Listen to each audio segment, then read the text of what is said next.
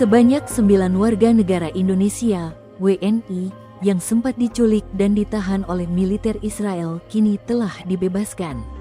Kesembilan WNI itu adalah anggota Global Peace Convoy Indonesia, GPCI, yang tergabung dalam misi Global Sumut Flotilla, GSF 2.0. Misi tersebut bertujuan membawa bantuan kemanusiaan ke Palestina.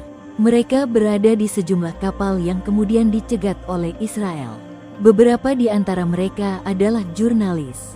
Pemerintah Indonesia dengan penuh rasa syukur menyampaikan bahwa 9 warga negara Indonesia yang ditangkap oleh militer Israel dalam pencegatan kapal dan penangkapan relawan yang tergabung dalam Global Flotilla 2.0 saat ini dalam perjalanan meninggalkan wilayah Israel menuju Istanbul, Turki dan akan segera melanjutkan perjalanan kembali ke tanah air, kata Menteri Luar Negeri Ri Sugiono, Kamis, tanggal 21 Mei tahun 2026.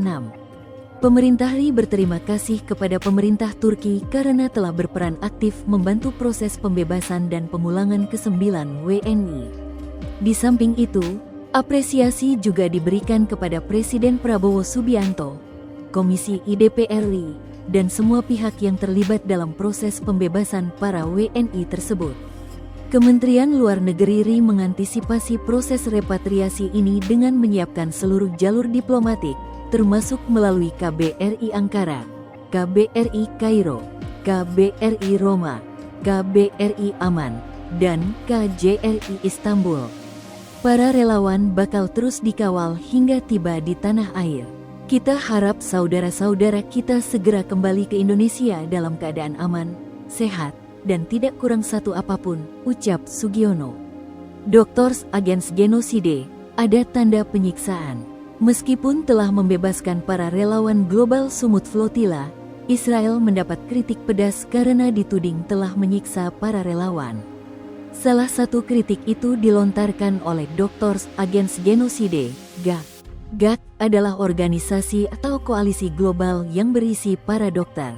Koalisi ini dibentuk tahun 2023 dan bertujuan untuk mencegah, mengungkap, dan mengakhiri genosida serta kejahatan kemanusiaan. Menurut GAG, para relawan GSF telah disiksa. Hal itu terlihat dari adanya tanda-tanda penyiksaan pada tubuh mereka.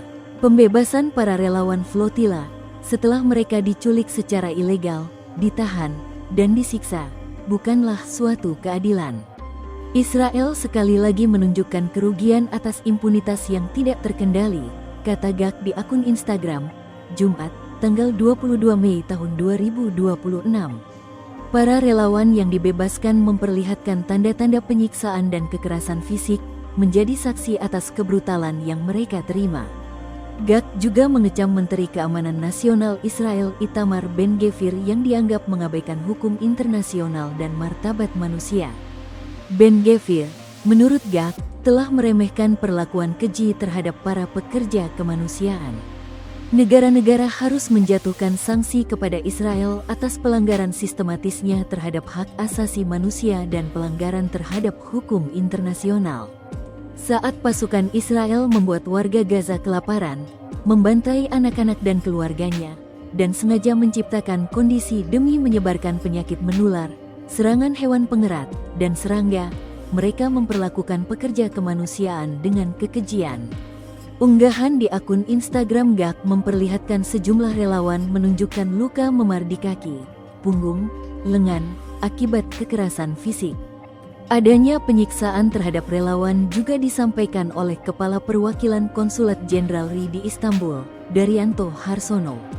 Alhamdulillah hari ini bersama-sama 9 saudara-saudara kita yang bergabung dalam misi GSF Global Sumut Flotilla telah bersama kami dalam kondisi sehat walafiat, katanya dikutip pada Jumat, tanggal 22 Mei tahun 2026.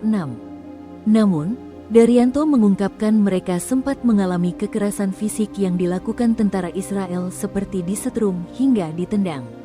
Mereka selama 3 atau 4 hari mengalami kekerasan fisik. Ada yang ditendang, dipukul, ataupun disetrum, tuturnya. Download Tribun X sekarang, menghadirkan lokal menjadi Indonesia.